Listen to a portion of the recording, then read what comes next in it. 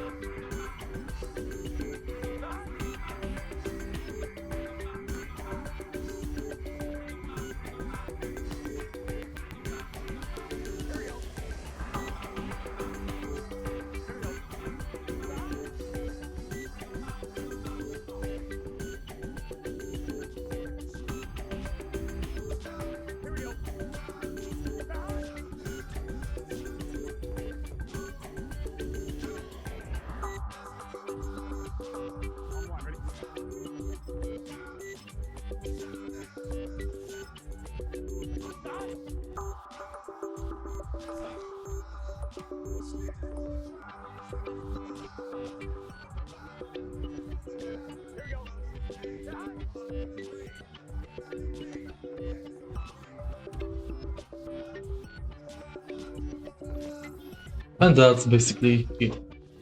If you find this video helpful, please like, comment, and subscribe.